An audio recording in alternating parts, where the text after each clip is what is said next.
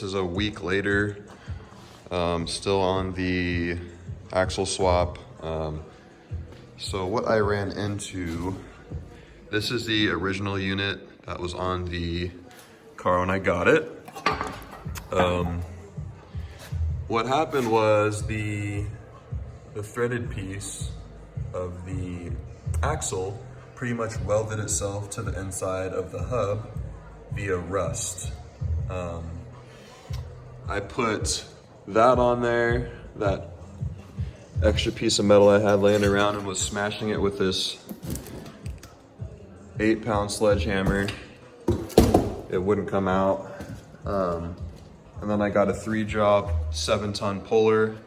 That still wouldn't get it out. It was just fucking pulling that out. And I noticed that a lot of my suspension components bushings were worn out. So I was like, I wonder how much a used knuckle hub and all the suspension pieces are. It was like 75 bucks on eBay. So I picked up another one.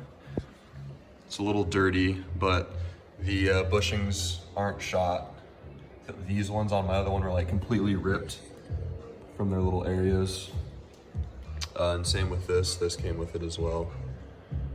So it is a used unit, but I spun it. The bearing seems all right in there. I think the hub's still good. So now I can finally get that new axle in there and get this all back together. Some people were saying to use heat, use a torch and stuff, but I just don't like wasting a bunch of time, especially when I got all that for 75 bucks. It's just worth it. I don't want to deal with this shit, and I was getting super angry, smashing shit, so I decided to just pull that whole thing out. So yeah, that's where we're at right now. I will make another video when it's all put back together.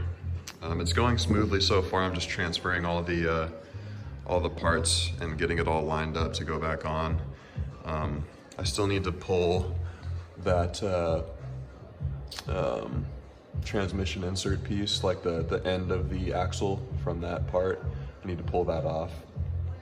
And then we'll get going on the install.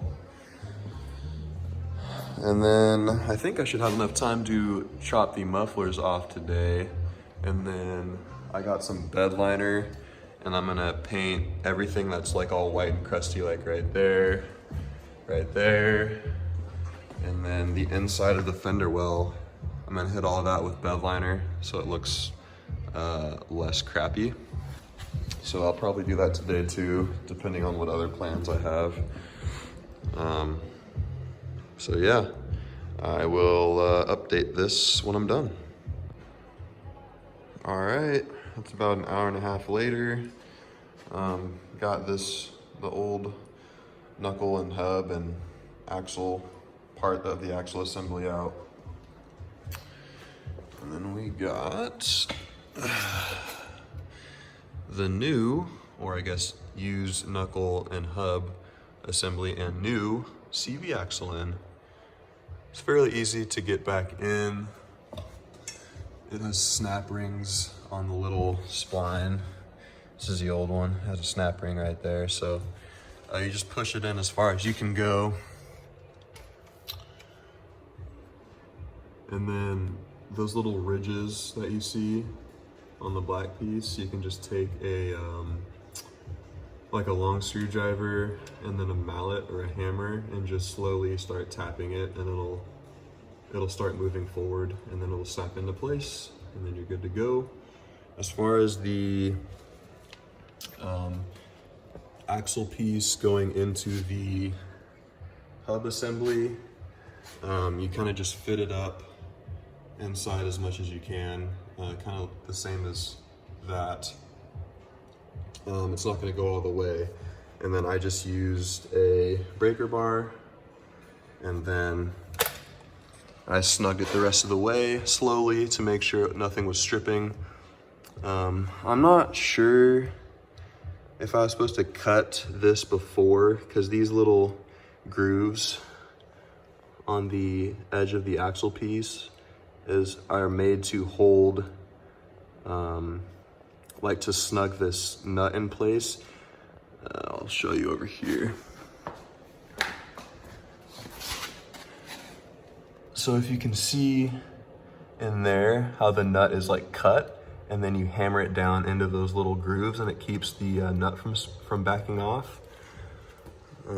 Not really sure how to make those slits in there, so I'll probably just look up a video or look on the forums and see how people have been doing that, because I don't think you can really cut it before, because you don't know, I guess, where it's gonna be.